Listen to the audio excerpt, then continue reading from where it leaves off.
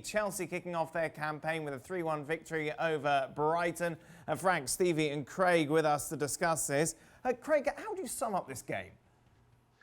You take the win Yeah. and your first game of the season away from home, and you run and you go and work in what's clearly they're going to be the issue for them again is the defensive aspect of the game.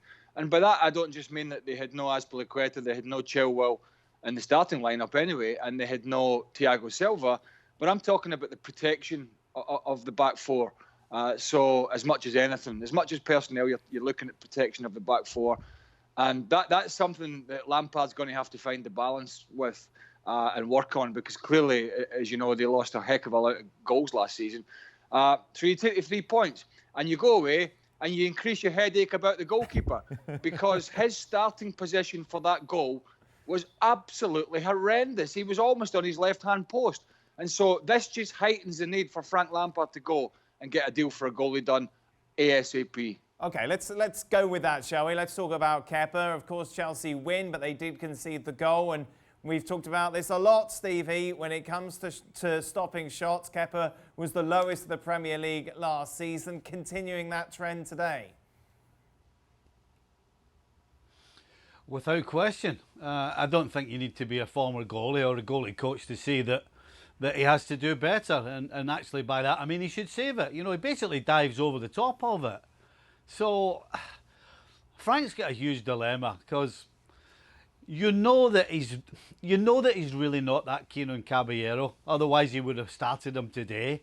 And now, as much as you know he's not keen on Kepa, then he's absolutely scared witless to put him in between the sticks. So it has to be Caballero. Now, as Craig said, if that was his only problem defensively, that would be great. But the fact is, against a decent attack, they would have lost more goals today.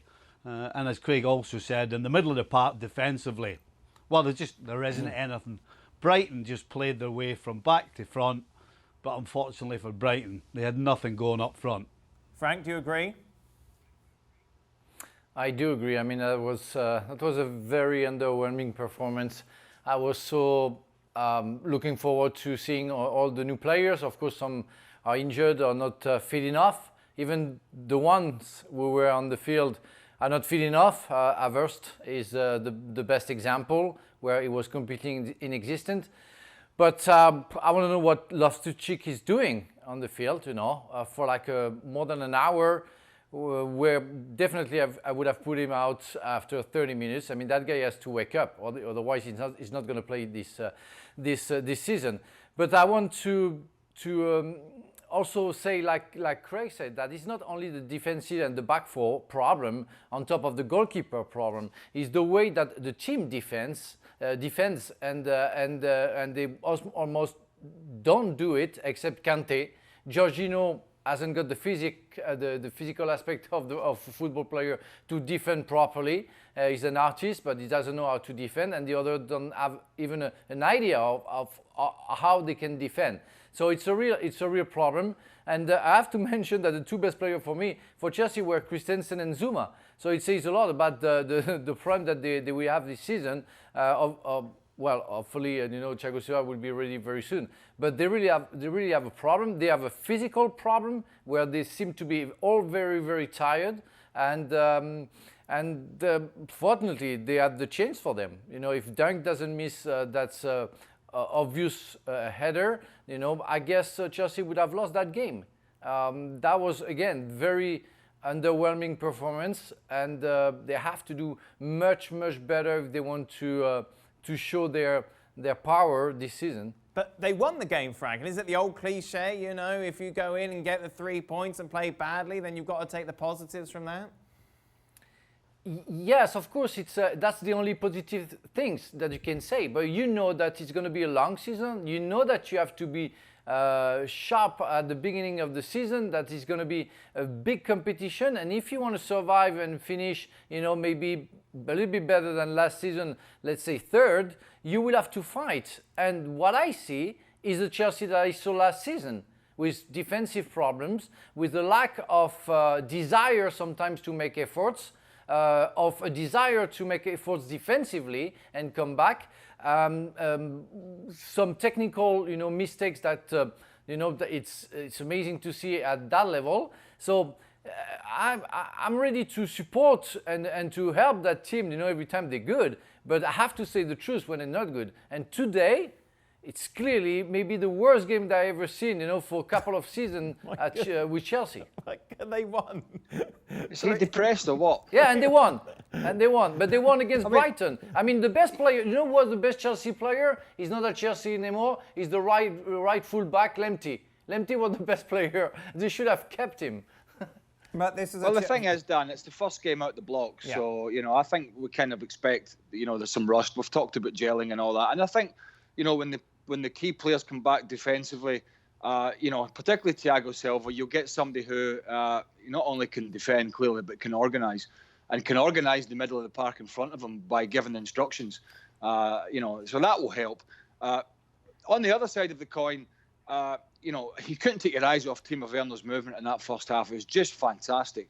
And he's going to be, he's a dream for a midfield player because, if you get a touch and get turned on the ball, you can probably just poke it over the top for him to make runs. And once he gets his timing right and the understanding of his teammates, you can clearly see how good an outball that's going to be. The other thing is and Frank talked about Loftus-Cheek. We probably are going to see Kai Havertz playing a more central role, I think, as the season goes on and Pulisic comes back to full fitness and such. And I think he'll be much more effective in there. Now, that could be as a striker with Werner coming from a wide position, or it could be slightly deeper where Loftus-Cheek played today. Because I think at the end of the day, he's more suited to that. He hasn't quite got the pace, and I don't think the desire to run up and down. I mean, you talk about the Lewis Dunk header when Reece James tucked in. It was Havertz who was stood at the back post not marking. So it's not really his role or it's not really his ability to do that kind of job. And I think people were talking, said, well, he wouldn't quite see Havertz at his best. But I think you will when he plays a more central role and he can start pulling strings and playing those lovely little balls over the top for Timo Werner's runs. Yeah, first impressions of Timo Werner in a Chelsea shirt, Stevie? Yeah, he looks sharp. The penalty he got is because he's alive, he's alert, and he's got pace. But we really haven't seen the best of him, that's for sure, because we did criticise the middle of the park for not defending against Brighton properly.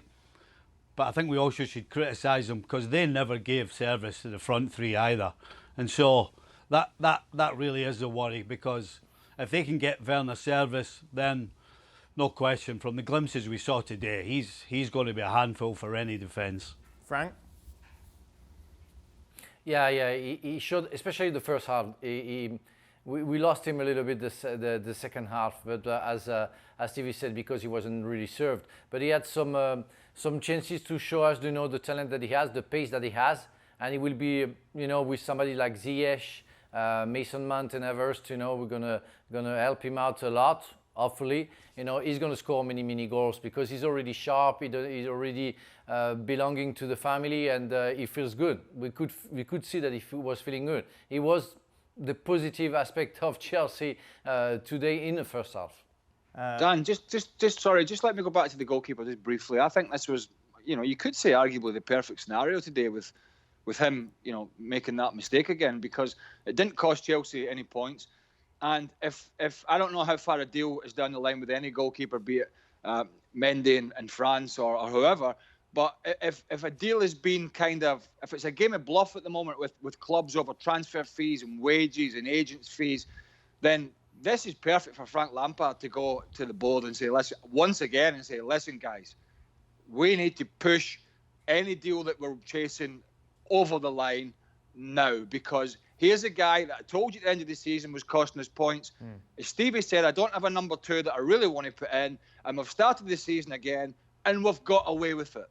But how long are we going to keep getting away with it? So get out there, make sure you get the deal done, get a proper goalkeeper in, and then we can move on. So in some sense, him making the mistake again might just be the kick up the backside that Chelsea need to push a deal over the line. How sweet was that strike from Reece James, Stevie? Oh, Well, Dan, I can assure you, as a former fullback, you don't hit too many like that in your career. And I know he's still got a lot. He's basically got his whole career pretty much in front of him. But I'll tell you what, I'll have a bet with you that he doesn't hit one sweeter or more perfectly into the top corner than that one today. It was absolutely beautiful. I'm sure he hopes he can do it again, but I'm not so sure he can or will. Frank, what a way to get your first Premier League goal. I think it was a header against Coventry, and well, it changes everything. You know, I'm not talking about you. I'm not talking about only getting back to you. I thought you asked me the very first goal. I'm sorry. I'm sorry. A header at Coventry. Yeah, true. But no, for first goal in his career, I mean, that's absolutely a fantastic souvenir. Because on top of it, it's not only the goal he scores, he scores it straight after Brighton scored a goal. So he really gave a new freedom to the game for the Chelsea player. So he's top corner, he takes the chance. I mean, the power of the shot is absolutely fantastic, but my header was much better. Yeah, of course it was, against Coventry as well. Dan, I actually thought the celebration for that goal was a little strange. I would have expected everybody to have been smiling and going crazy and jumping all over him. He's a young guy, and it's his first goal, but there was almost a little look to everybody that they were like, oh, we've got ourselves ahead, because they were having an absolute nightmare at the time. That was the first thing that I thought about when I saw them jump or running towards him, if you can call it that. There was a real apathy about it that I found strange. One last point on this, and I wanted to. Hey, Dan, I think we should have. I think what we should do, we should actually start this whole show again, where you come in and say, Frank, talk us through your header at Highfield Road in 1990, whatever it was. That's the only place to start. Sometimes it's not very, because I'm used to the Scottish accent, but sometimes the English accent I don't get it. Yes. So it's hard to. Yeah, it's true. No, I'm me. kidding. I'm kidding. I didn't understand the beginning of the question. Obviously, Frank and Craig, you took penalties in your career. Craig, you famously almost got a hat-trick in one game. How difficult is it to do what Jorginho does, time in, time out, with the way in which he takes his little hop before? Could you do that? Well, not when you've had 7 operations and you've got no cartilage in your knees. So I wouldn't be trying it. But clearly it works for him. Clearly it works for him, because that little hop gets a movement from the goalkeeper, or generally does, and that triggers the side that he's going to put it. So for some reason, the keeper goes early when he does that, or a little earlier, and then he's able to just pick his spot. Listen, it's worked great for him, but it's not something I personally would have tried. Eric Cantona used to come up to the, but Eric just never did the hop.